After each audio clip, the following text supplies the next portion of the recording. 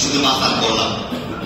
আদা, মসলা, যত কিছু লাগে, ভোর, পেঁয়াজু, ইফতারের সময় কোন কোন ঠান্ডা আপনার পছন্দ, কোন কোন ফল পছন্দ, তরমুজের শরবত না হলে আপনি ইফতারে খাবেন না, সব কিছু আপনার ব্যবস্থা হয়েছে, ঠিক কিনা?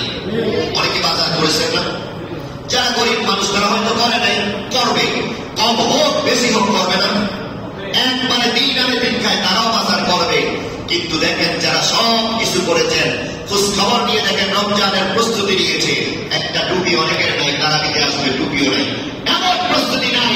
হুজুর নিয়োগ করেছি এবার তারাবির নামাজ, জীবনে কতবার তারাবি ছেড়ে দিলাম, হুজুর আর চিন্তা করেছি এই বছর তারাবির নামাজ ছাড়বো না, এমন সিদ্ধান্ত এখনো নিতে পারি।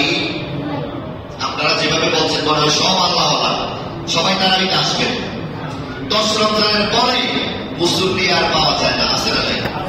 7-8টা চলে গেলে এবার মুসল্লি আস্তে আস্তে কমতে কমতে কমতে কমতে 2-4 কাতার থাকে, বিশাল মসজিদ, কিন্তু মুসল্লি আর খুঁজে পাওয়া যায়, পাওয়া যাবে মার্কেটে, সময় তো নেই।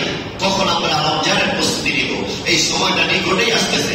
আমি যে কথাটা বললাম, আগামী রমজানের 10 থেকে 15 তারিখের মধ্যে, 10 থেকে 15 রমজানের মধ্যে যদি আল্লাহ হায়াতে বাসায় জুমায় আসতে বলবেন যে হুজুর আসলে ঠিক বলেছেন, এগুলো কি মিথ্যা কথা?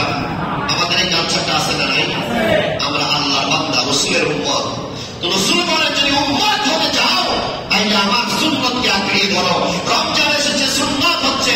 সাহাবায়ে কেরাম বলেন ইয়া রাসূলুল্লাহ, রমজান শরীফ আসলে এত আলোচনা করতেন।